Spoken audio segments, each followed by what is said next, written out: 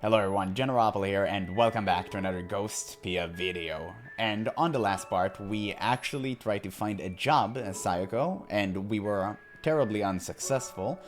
And other than that, probably we got more questions than answers. We actually got 0 answers, we only got just more questions. And the episode ended with Yoru leaving to find a job. So, kind of wonder what happens from there. Hopefully, we get some stuff answered, you know, because we have got a lot of questions. So let's just begin right where I left off last time. Surely we'll get answers. Okay, thanks for having me. You're welcome. Kathunk. The door shuts. It doesn't seem to shut in slow motion, and the sound of it shutting doesn't sound particularly sad either. It feels like a relief, actually. I guess I really am a cold woman after all. It may have only been for a short while, but Yor and I ate together and slept together, and yet I feel nothing now that she's gone. I space out for a few seconds and then... Maybe I should have at least walked her out. I whisper an idea that comes way too late, but it feels like I'm lying to myself. If I walked her out and waved until she faded into the distance, it'd be so sad to look at her footsteps in the snow. At the very least, it'd be weird for me to do that when I'm the one who kicked her out.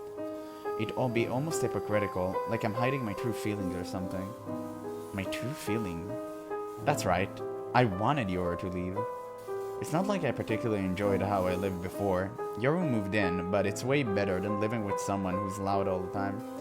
After being in the negatives, I just want to return to 0. And now that Yoru's gone, my life is back to 0. For some reason, I felt like I need to find a job, but I don't really need to. In short, the end goal was to get her out of my room, and now she has the end. I didn't kick her out buck naked, I kicked her out after she had found herself a job and a new place to live. I'm sure I'll see her again in town eventually. We might even drink coffee together at Mr. Patel's cafe again.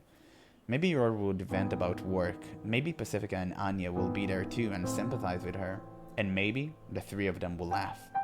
Maybe I'll even join in and laugh too. I imagine a future like that. Yep, we've settled everything peacefully. Congratulations, you've reached the most optimal solution. I'm sure it is. It probably is. Yes, yes. I close my eyes and nod my head, trying to give myself validation.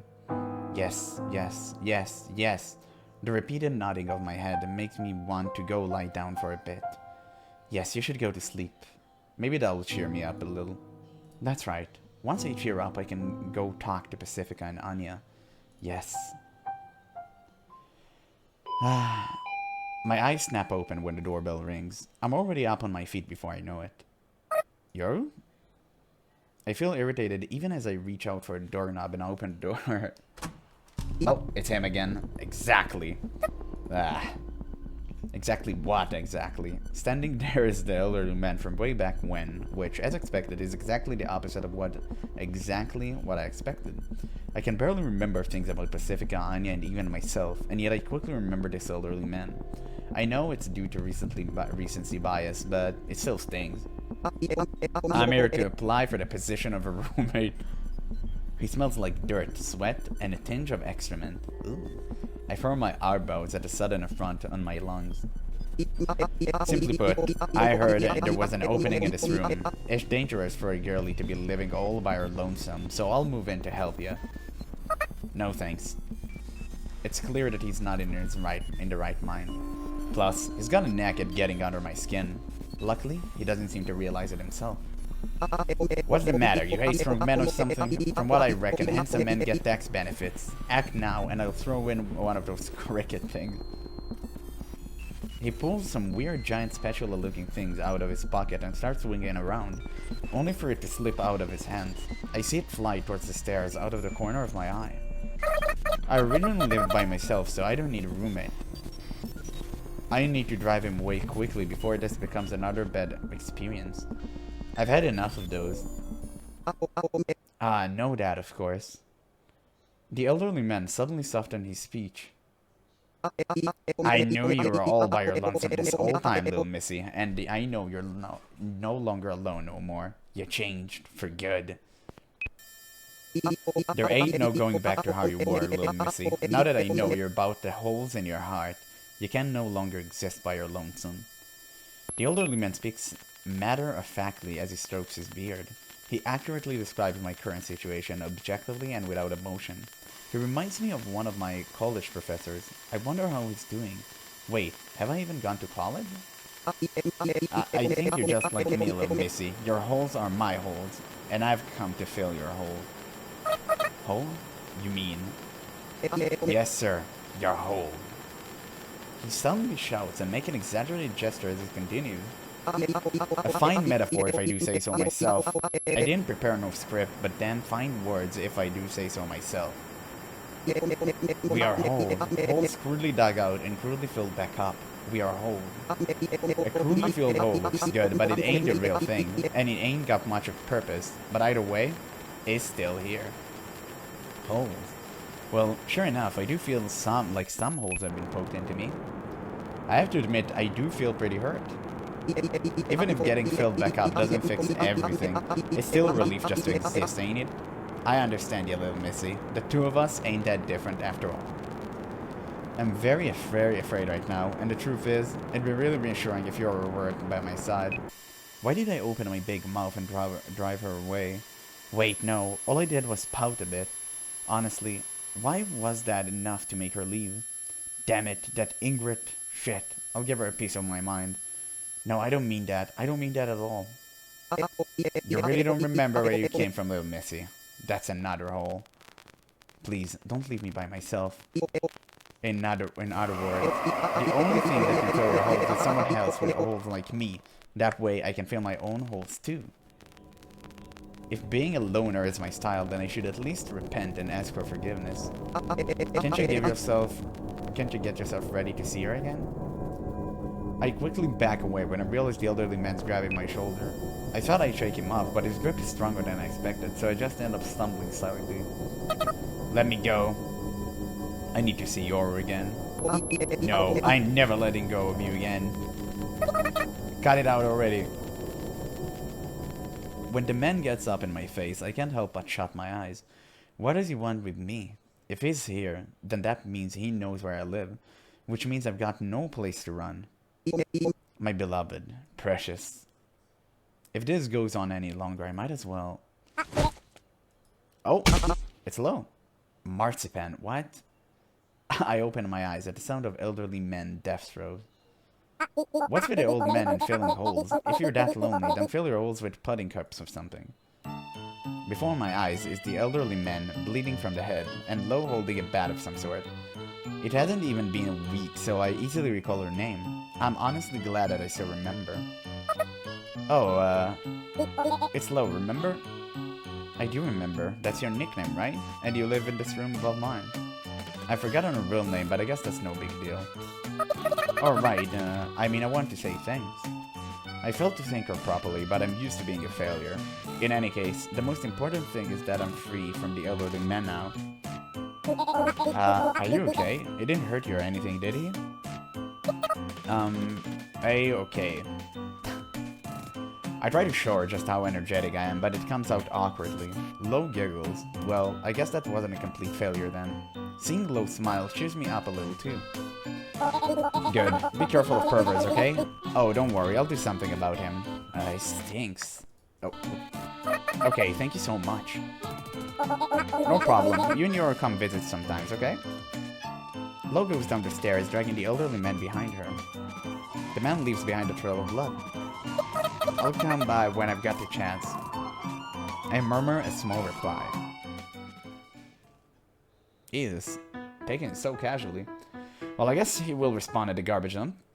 This house resembles Pacifica House, but it's even bigger and somehow a little intimidating. I know the price of land is cheap here since it's a rural town, but I think you'd still have to be pretty rich to have a house like this. This house is where Yoru works now. It apparently belongs to an elderly woman named Margaret. Obviously, I don't know a thing about her. I don't have the guts to ring the doorbell. I guess I should have expected that. Instead, I pick up some snow by my feet and play around with it. If I ring the bell, I figure it'll be Yoru who will answer it, or someone else who can fetch her for me. I want to see Yoru and apologize to her. I want to tell her that I don't regret letting her live with me at all. Yeah, but that's just self-serving. I'd only be doing that to make me feel better about myself. So what should I change about my approach? Maybe if I tell Yoru how I would feel, she'll cheer up a little. It's not like our relationship can get any worse. Maybe it's worth a shot. But what if it's not? What if it just make Yoru feel even worse? Now that I think about it, interpersonal relationships don't bottom out at 0. They often run into the negatives. Once a snowball in my hands is as dense as it can be, I chuck it away. If that's the case, then she might snap at me and ask why I say something to drive her away. I'm scared. I want to go home, but I can't just leave. So I pick up some fresh snow, pack it into another snowball, and hurl that one too. Now there's no more snow at my feet. I consider picking up dirt and making a mud ball, but that's when the door opens. Oh, hi, Psycho. Oh, hi. It's okay, I'm doing perfectly fine. No need to worry about me. No, that's not why I came. After some insistence, I got paid in advance, so I'm good with living expenses. That said, I don't have much in terms of living expenses since it's a live-in job. Yoru gives an ambiguous chuckle. I know my sixth sense could use some glasses, but even I can kind of tell that her laughter is forced. No, that's not it. There's just something I want to talk about and... Oh my god, and just who gave you permission to talk? I'm sorry. The elderly woman lets out a hoarse voice. Are you distracting her? I paid good money to hire that pet sitter, so don't you try and make a fool out of me. Don't mock me. She comes snapping at me, almost pushing Yoru to the side. So Yoru, a pet sitter. She does seem like she'd be good with animals. I'm not paying her to talk on the clock. Are you going to pay for her lost time? Don't mock me. Sure enough, Yoru's holding a leash, but the pet, on the other hand... I'm sorry. Very well, I'll let you out there just this once. Don't take me for a fool. The elderly just love giving me an earful today, huh? Are all the elderly town ghosts like this? I don't have much experience handling the elderly, so all I can do is apologize and regret coming here without a plan. The elderly woman, or rather, Margaret, looks like she isn't finished talking, but Yoru cheerfully chimes in, as if to interrupt her. I'll go take Rocky on a walk now, okay? Right, she's a professional pet sitter now. An unemployed person like me shouldn't distract her. That's not Rocky. Margaret shrieks hysterically. For a second, I have no idea what's happening. Or rather, I do realize that Margaret just hit Yoru with her cane, but my brain freezes for a second, processing what she did that. The violence seemed to come to her all too naturally. Margaret hit Yoru in the face with her cane as if it was the most natural thing in the world. But that's only half of it. The other half has to get because of the pet I see on the other end of the leash. Both my brain and body freeze in place. I mean, McCready? Sorry. No, that's Biscuit. Are you blind? Can't you tell? The boys from the girls. What is your problem? Don't take me for a fool. Oh, she has a pet rock. The trendiest pet. Meet the clay pets. It's actual clay. Oh, God. It's a brown lump of clay tied to a rope. I'm sorry. Why can't you tell just by looking? That's clearly a girl. Huh. It's clearly a lump of clay. A genderless, inner-ready lump. Anyway, we'll be going on that walk. I won't accept any slacking off, okay? And I'll know. Put your heart into it. The heart is key.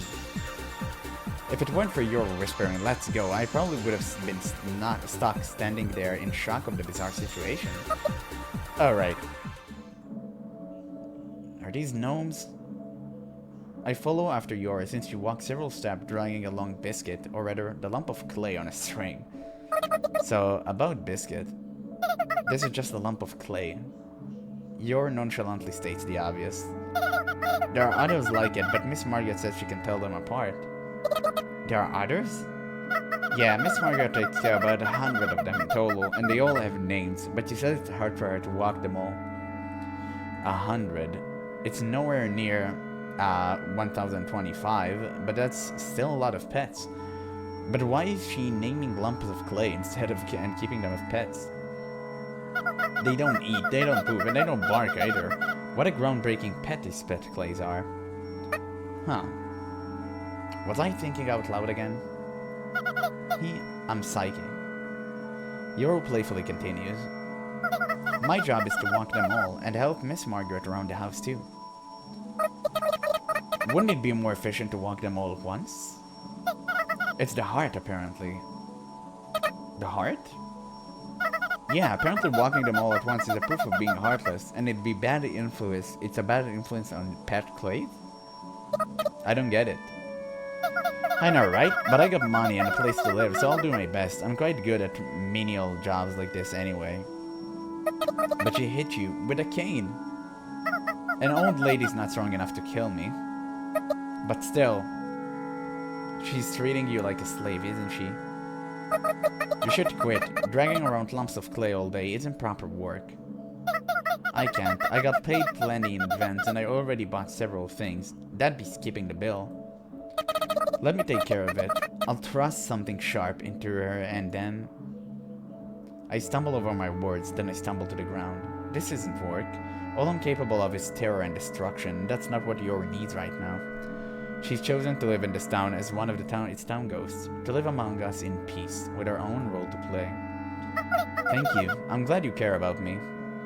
As Yori speaks, her face looks tired, yet lively. It makes me feel like my tiny regrets are nothing more than insignificant digits truncated several places after the decimal point.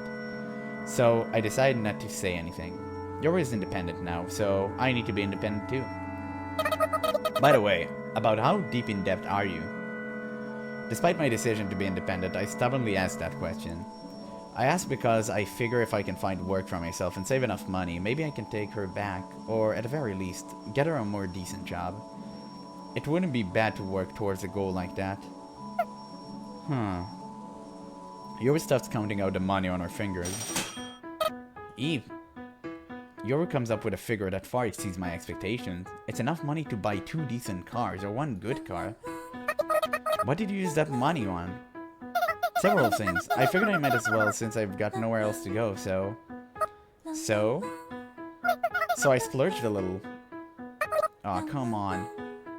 That's right, I forgot how I'm not used to this girl's thoughtless optimism. Okay. Once Yoru makes a lap around town, she goes back to Margaret's house to pick up a new pet Clay to walk. While I could tag around with her for another lap, I decide to go back home instead. I can't even bring myself to watch her walk away. It's just so frustrating I can't watch.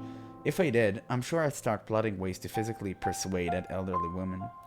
I know, if I happen to change my mind before I get to my destination, I could always choose to go to Pacifica or Anya for advice. But then again, after all the work those two did to help us out, Yoru found a live-in job by herself and I lost my reason to look for work. I don't know what sort of face I should be put on when I report back to them, but I do know that I need to report to them soon. And with that thought in mind, I gaze at the missile as I cross through the plaza. Hey, Clara. A familiar girl drops a cardboard box which makes that distinct plop characteristic to a cardboard. She looks this way, not at me, but through me, as if looking into the past. She is afraid. Even someone as dense as me can tell that. Her name's Clara, the nun who got that impressive collection of bullet holes when I used her as my substitute. The nun who called me a poophead just before she got that impressive collection of bullet holes. I felt we had reached a mutual understanding for that short moment, but I don't think that's quite right. There's something I've been meaning to say. Clara desperately stammers. Paper flowers spill out of the cardboard box at her feet. Wait, she's not even officially a nun, is she? Then what exactly does she do? What's her role? What's her source of income? Ever since I started looking for work, I've been thinking these questions about everyone I run into. What is it? I decided to reply for now. Honestly, it'd make me feel a little better if she were to say something like, "It's my turn to murder you," or "It's best to be prepared." I'm sorry. Huh? That's not what I was expecting to hear her say it. To her to say at all. So I found myself at a loss for words. I did some thinking after everything that happened, like what I did wrong to make you so mad. Clara starts talking with tears in her eyes. It's not your fault. I must have done something wrong. So, I'm sorry. I have no idea what to think. I haven't even thought about thinking. It's like I'm just churning out cookie-cutter answers. I don't blame you for what you've done, so please don't worry about it. How can she be so self-sacrificial? How can her heart be so pure? Is that what she wants me to think? Ha! Don't make me smack you. But let's talk things out with words instead of violence this time. Please come visit the church. We have tea and yummy sweets. You can make friends, laugh, and have fun.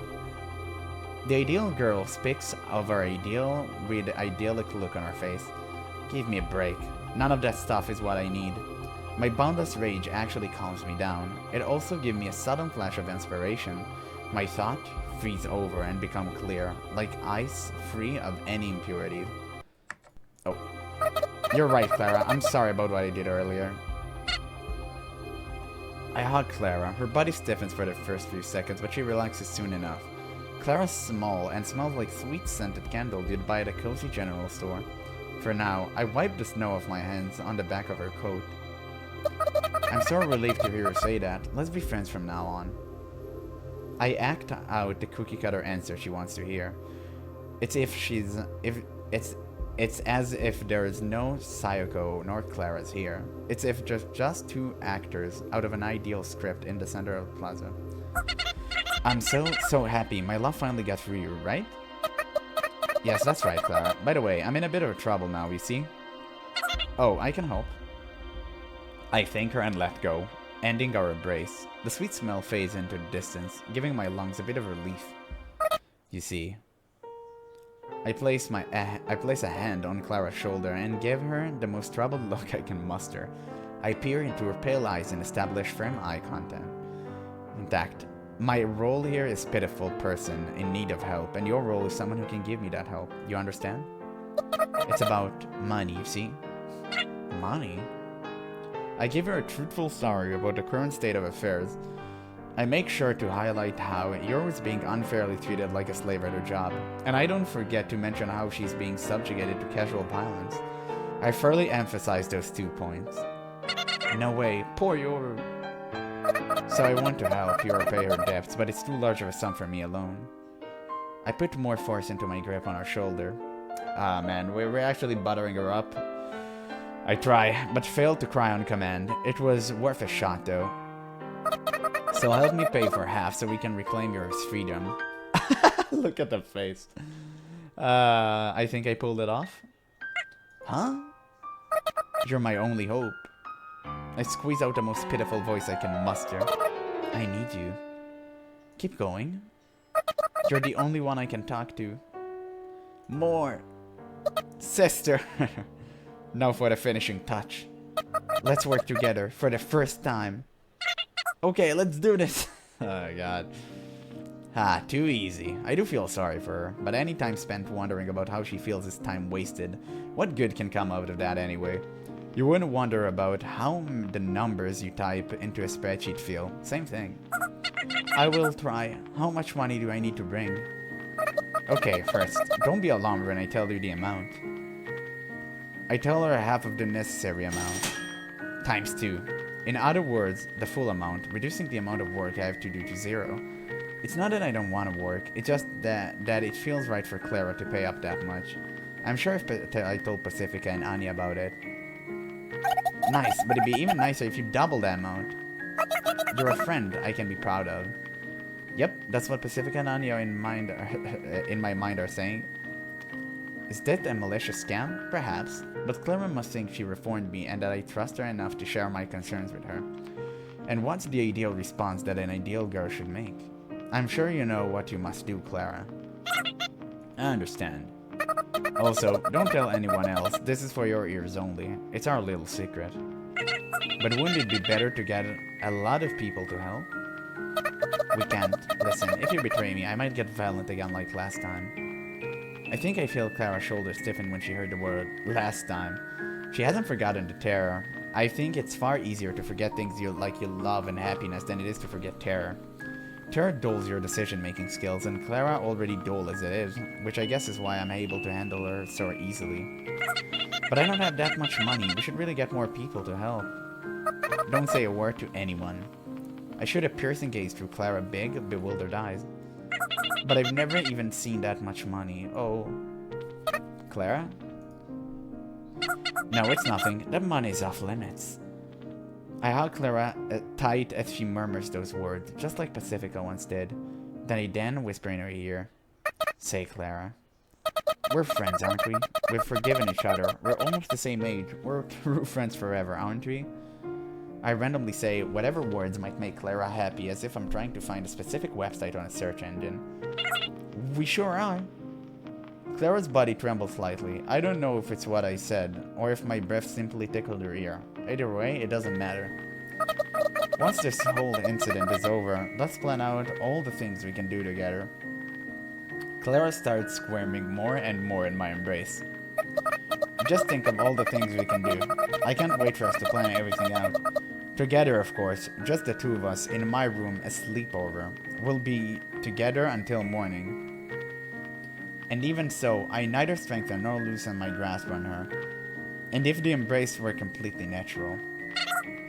Oh, I wonder what you sound like as you snooze in my arms. Clara twitches, squirms, and then stops resisting. The priest has money saved up for everyone in case of emergency. That's sure to be enough, and I... Go on? I'm in charge of looking at that money every once in a while. If I don't, it'll disappear, like all the other stuff here, so... Clara, the next time I have to look at the money, I can bring it out. Thank you. I feel bad for the priest, but this is surely is a good use of the money, right? God will surely forgive me, right? I'm sure he will. I'll pray that he forgives you too. Okay. Okay, see you later then. Let's regroup at my place when you've got the money. Okay. I'm getting tired, so I'm gonna go home and sleep. Good night. Good night. That conversation was 99% lie, but that last part was true. I really am tired. Not out of guilt or anything, I'm just tired from all the concentrating. I like that transition. Once I manage to get back home, I toss myself onto bed and go to sleep with my coat still on. I feel sleepier than the night I got back from the movie theater on the hill. Sleepier than the night I finally got a potential job offer from a company I'd informed the university. Sleepier than the morning after I dragged two friends' corpses through the snow back to town. Sleepier than the morning after I committed a massacre in the church. Wait, did I do all those things? No, that wasn't me. Must have been things I heard from someone else that I mistaken for my own memories. Right, that's gotta be it. What? That was her. Anyway, I think I'm far sleepier now than I was in any of those various events. Okay, that's... Yeah, clearly the memory gaps getting larger. When the doorbell rings, the three of us packed into the room and get excited. Into my room and get excited. Pacifica, the pizza's here. It took them longer than 15 minutes, so they gotta give it to us for free. Yeah, so Sayako, on it. The two of them hide behind a bed where they can't be seen from the door. I shoot them a glance and open the door. Here it is. Clara's standing there with a glimmer in her eyes. They're glimmering a little too much, actually. It's not like her. I guess her body must be all riled up from the naughtiness of betraying her people. I'm pretty sure adrenaline or whatever would do that to you. There's a big travel bag by Clara's feet. Really? Wow, let's see it so I can count. With difficulty, Clara picks up the heavy bag and hands it to me. So have we come to understand each other? Are we friends now? I suppose you could say that, but you must feel tired, so go home and get a good day's sleep. This is your home, right? I don't have any other plans today, so... Clara's eyes moisten slightly as if she's expecting something, several of something-ness even. Sorry, but I can't live up to those expectations. Oh, I see. Should we go hand over the money together? Clara looks at me with unturned eyes as she tried to read my facial expressions. The elderly man, the elderly woman, Mr. Patel, and just about every other town ghost is a little bit lonely. Even with her social position in our community, Clara's no exception. That said, I guess it'd be kind of ironic for a ghost to live a fulfilling life with lots of friends. Oh, I think that's a good idea, but, well, we ninjas work alone, you know. Maybe next time. Good night. Well, whatever. There's no point in pitting someone you barely know, right? For just a moment, I think about what'll happen to her standing now that she's handed over her community's money to the enemy. She might lose her position as everyone beloved nun in training. Oh well. I think about it for just a moment, and then I shut the door. I hear cheering from behind me. That was some real rock and roll stuff. You totally broke her spirit. I give you 10,000 out of 100 points. That's 1,000 times more than maximum score, Teach. It's 100 times more, you absolute poophead. Was that okay? There was an absolute garbage move, I say. But it's Clara we're talking about, so... Exactly. Sorry, not sorry. And they're evil, what? Yep. Huh. I need to muster up a lot of courage to open up to Pacifica and Anya about the whole thing, but they accept my decision without judging me. After strengthening our bond over share the malice towards Clara, we're in a completely celebratory mood. It's a total victory for the type of woman who loves seeing cute girls loved by everyone fall flat on their faces. Thanks, you two. Don't mention it. All we did was watch. It's probably been about a month. Calendars don't exist in this town. I don't know if it's because of that, but the very concept of time is ambiguous in this town. We all pretty much decided things with relative terms like today, tomorrow, tomorrow, and tomorrow, and so forth, I suppose. But it seems that even in a town like this, the concept of past and future vaguely exists. However, vague time may be, it definitely took time for Clara to gather the money and for the three of us to get together again like this. And using that time to walk around the inanimate pet place isn't a good way to spend it. I'm sure that girl would be much happier to live her time freely. Alrighty then, time to go slam that cash in the whole bag's face. I've gotta go get back to work though. You better, I'm still waiting on those goods. I know, just give me a little bit more time. What did they do for work? Pacifica and Anya part ways at the entrance to the apartment complex. I'm the ninja of justice who will save Yoru. On the way to Yoru's workplace, I murmur conceited one-liners to myself. I'm just that elated right now, so elated I forgot to pay attention to my surroundings. Hey, are ninjas normally for justice or evil? Whoa. I'm so distracted I forgot to even consider the fact that the town's small enough that Yoru might be nearby on one of her pet clays walk and hear me murmuring to myself. Okay. Oh, we told her Jeepers. People don't say Jeepers when they're surprised these days, you know. Yeah. Well, I've just got a lot on my mind, considering I heard concerning news that my former roommate bamboozled a girl into embezzling an organization fund. Oof. She's joking. Yoru giggles before collecting herself enough to continue. But thanks, I'm happy you went to such lengths for me. She smiled at me. That alone is enough to make me feel like it was worth the effort. So we should pay the money now? Well, you see, that money's not enough anymore. It turns out I'm kind of a klutz, you see. I broke some dishes, wasted some seasonings, and killed Biscuit. Remind me who Biscuit is again? One of the poops. Mr. Margrant demanded compensatory damage, I think, and so that's more money added to my debt. No way. What a scumbag employer. No, it's far beyond that. She's just abusing and exploiting her. I've blown my lid at employees who require punching out during breaks, but this is on a completely different level. The only thing you can do at a workplace like this is to get as far away from it as possible. Yoru doesn't belong in that house. I'm reminded of that fact. It might seem like she has no other place to stay beside that house, but that's not the entire truth. I understand. In that case, allow me a hypothetical question. What would you think if someone wanted to live with you? I'd be happy, but I can't leave the place where I'm at right now. Why not? Without thinking, I grab Yoru by the collar and bark in her face. There's no possible way you can be happy somewhere you're neglected, exploited, and abused. That lady been truly alone this whole time. She's so sad.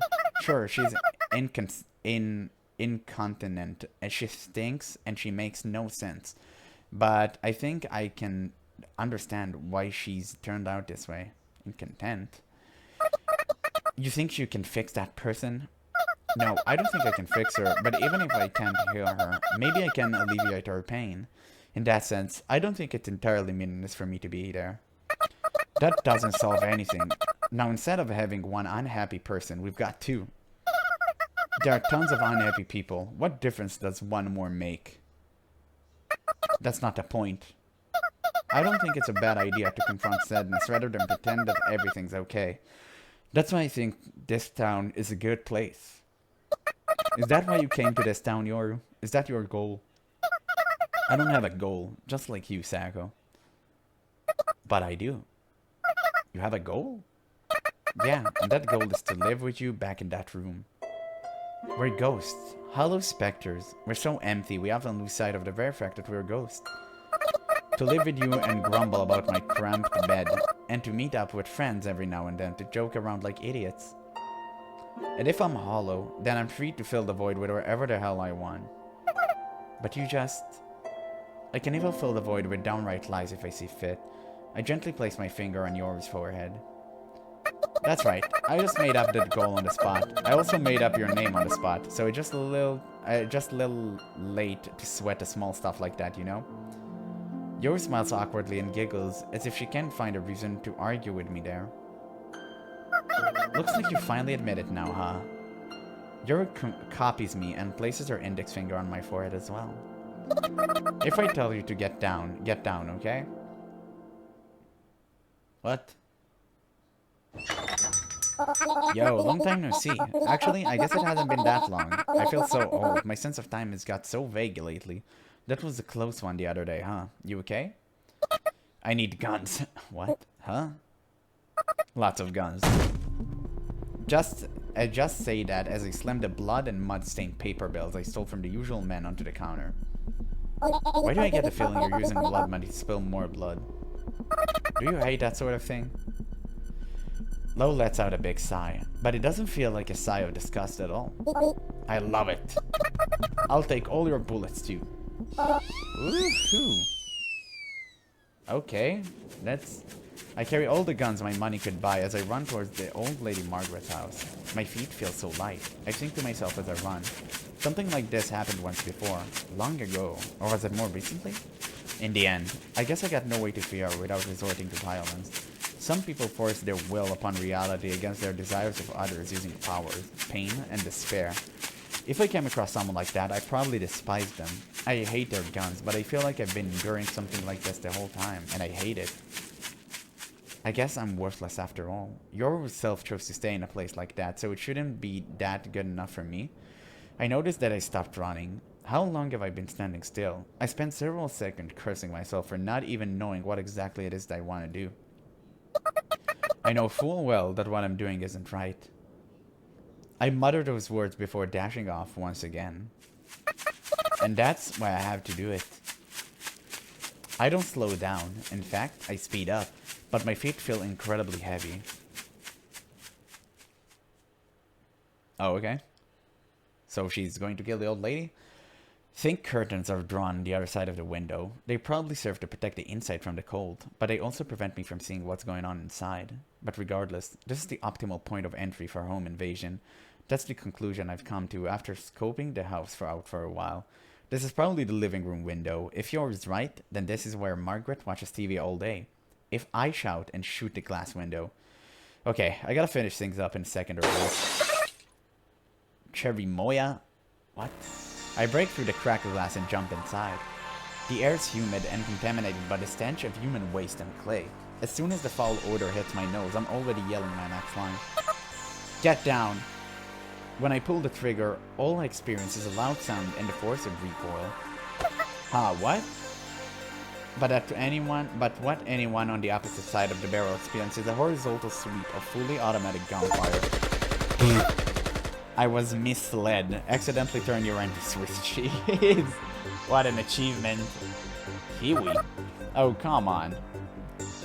When I see Yoru fell down with holes blown in her guts, the first thing I feel is rage. Frustration that things didn't go as we planned in advance. As if one boy simply didn't sing at their choir. Though I guess I didn't sing either. Why should I even sing out loud in front of other people? What's even the point of choir competitions? I don't get it. To vent my frustration, I kick over a table, sending a lump of clay in the air. When it smacks Yoru in the face, she goes, "Ah," and stops moving completely. She sounds so goofy, it makes me laugh a little. If only Yoru were still around to hear herself, I'm sure she'd be laughing with me. Things go silent for a while, and then my home senses are barely able to pick up the sound of running water, a flushing toilet actually.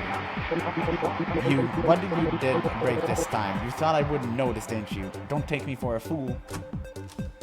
The door to what seems to be a stairwell opens up and comes out Margaret. You! I fire at her feet. The elderly woman screams and pitifully falls flat on her face. I don't even want to think about whether bullets landed or if they pierced all the way through. Run away, don't just space out. She's actually showing concern for Yoru, urging her to run. I guess you can see Yoru corpse from where she's fallen. You treated her so roughly and now you care? You don't understand, I was raising her with love. She's either lying to me or she's lying to herself, like those senile elderly women she is. Either way, I ignore her. Everyone has their own definition of love, which is why conflicts and misfortune happen. That's what I think anyway.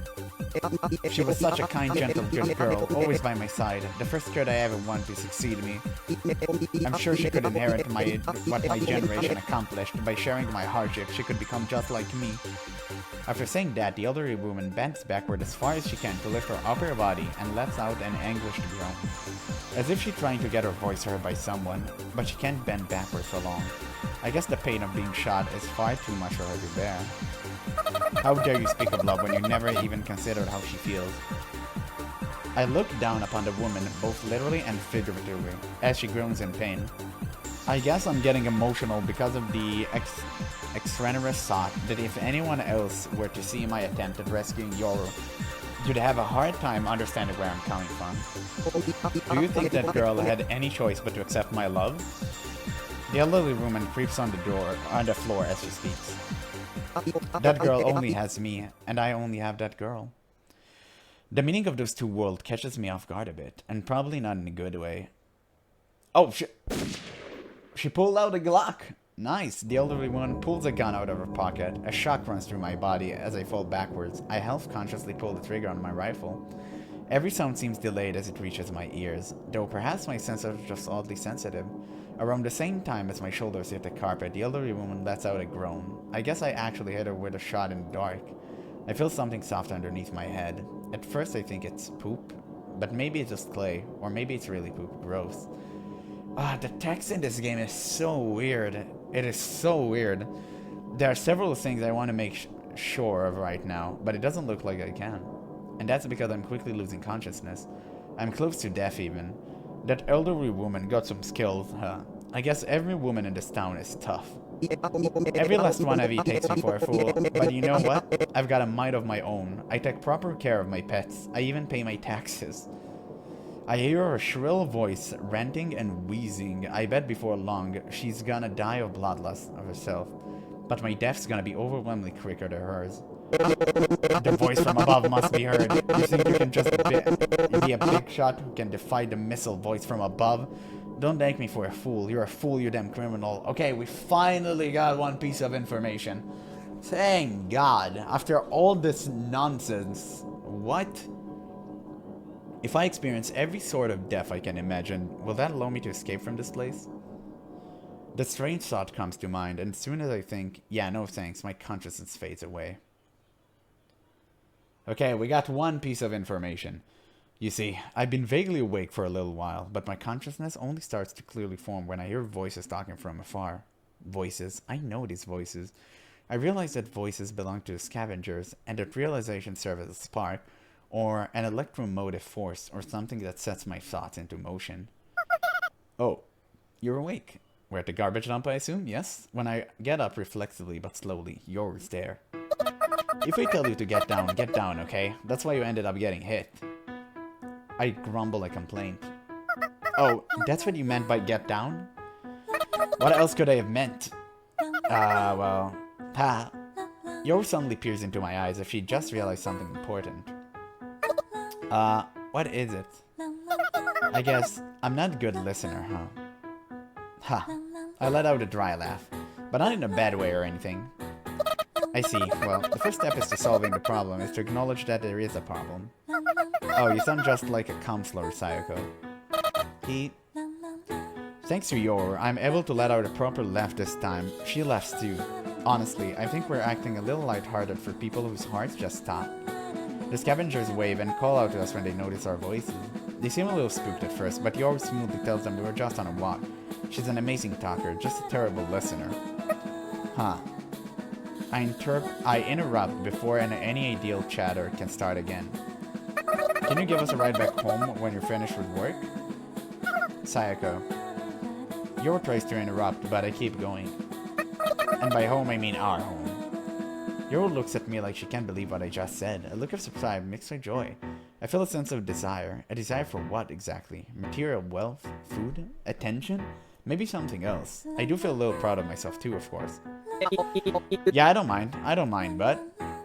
The leader seems a little hesitant to continue. I really ought to learn their names already. You'll help us finish that work, right? Of course. Yes, of course, we'll help. The other two cheer behind their leader. I feel like cheering with them, but it's a little embarrassing, so I cheer silently. With work safely squared away, we're in the back of the truck as it's to sway and to and fro. I feel pleasantly tired, so I start to doze off. Say, Sayako, do you think Anya still has that lemonade stand? Since you interrupted my nap, I answer a little rudely. I guess? Let's use that to start a business. Selling lemonade. Of course not, silly. What? Perhaps that's your imaginary little sister. Trusting her figure at a patient is your own wearing a white coat. Okay, next. There's a long line. Please pay here. I beckon the patient. Thank you, I feel so refreshed. Ha. He drops some coin into the palm of my hand. It's about enough to buy 2 cups of coffee at Mr. Patel Cafe. By the time I put money in on the register, the next patient exam has already begun. Wherever I wake up, I hear men crying inside a car parked outside. Every single day, it's driving me mad. Perhaps it's just an imaginary man. I see! Okay, next. Well, it's Mr. Patel. Please pay here. The payment is a flat sum. It's not expensive or anything, but considering the length of line and speedy service, it clearly adds up quickly, and it didn't even cost anything to start up. Despite the dirt cheap prices, not a single patient has doubted the authenticity of the medical exam. I suppose not many are brave enough to raise a complaint in the presence of the ninja who single-handedly subjugated the whole church. Oh, how things are going, Mr. Bodyguard? Pacifica? Who knew there would be a demand for such a service? It seems that even I've been blindsided by your entrepreneurship. Well done. It was yours idea. There's no point selling something as low demanded as lemonade. You have to sell something more essential. That was your basic idea. The town ghosts are all alone. It's like they got nobody to turn to for counseling. So you think you can make money off of that? Will anyone pay? I do, and they will. That's the feeling I got as I interraced with that old lady. Interacted. Man, what's wrong with you? I summarized that conversation to Pacifica. Even my brain is getting full of holes reading this. But Sayako won't listen to everyone concerned. Make for a stressful job for her? No, there's no need to worry about that. Oh, that's a cut and dried answer. I guess I can appreciate her tenacity at least. No, it's not that she's tenacious or anything. I smile somewhat meanly. It's that she doesn't listen to others in the first place. Yeah, we already knew that. Just tells them what they want to hear. Okay, so... again, I understood nothing. There was only one part that made sense, and that was when the old lady died and talked about the voice of God being in a missile or something. Which is pretty cool. That's actually a pretty cool concept. Obviously, the missile is playing a massive part in this game. But I feel like nothing's progressing. I don't feel like we're getting any bits of knowledge at all. I gotta be honest. I don't really attract to the story that much. It started off pretty good, but then it became so ambiguous and not in a good way. I don't get even the slightest hint of anything advancing in the story. Hopefully that will change. I really hope that will change. And I mean, I think also the problem is that I kind of played Fata Morgana before this game, so my expectation for a visual novel were like this. Because Fata Morgana is 10 out of 10, it's perfect. And this game is far from it, for sure. The animation is great, at least. I can tell that, I can say that. The kid and I talk about various things as we pedal our bikes. We have to shout in order to hear ourselves over the clamorous cars and the screeching... I don't know how to call this word. Cicadas? Wait, that's a memory. She talks about minor scandals between classmates, popular celebrities, clothes she wants, and other things like that.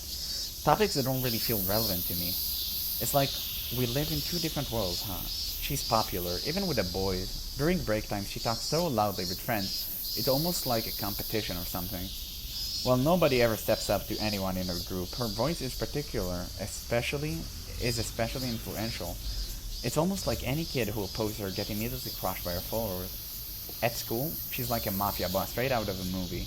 I don't like her, and not just because of how cute she looks. And yet she invited me to go on movies with her.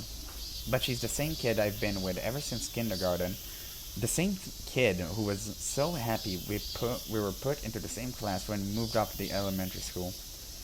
We used to get along since we were so alike, but before I knew it, our speech pattern and social standings in class completely diverged. One day, when we were on cleaning duty together, we just so happened to get thirsty at the same time and went back to the classroom for a bottle of water. That's when she invited me to go on the movies with her. Just you and me? I asked. Yes, she nodded. And that's why I'm riding my bike right now. I somehow managed to keep up with her in my cute new sundress and sandals. I'm not as refined as that kid, but I'm passable, I say. I know it sounds like I'm not enjoying myself at all, but I really am. It's too hot outside. My favorite season is winter, which is on the exact opposite side of the calendar, but right now, I feel like there are good things to be enjoyed, even in the middle of summer. The signal turns red at the last second, so I slam on the brakes. It's probably the last time the two of us can hang out. I'm sad, but I suppose it's only natural since we've grown to be a little different from each other. A big truck passes in front of us, spreading its exhaust fumes. Normally, I'd grimace at the smell, but today, I'll just deal with it. I don't want to bother her, so I won't draw this in my picture diary. I'll keep it a secret until a day I die. No, even longer than that. I wonder if that kid still thinks that will be our last time together too. Maybe that's why I feel like I have to enjoy myself. You see, as I stare at the signal, waiting for it to turn green, she speaks up somewhat quietly. Yes? My voice is quiet to begin with, so I don't know if she heard.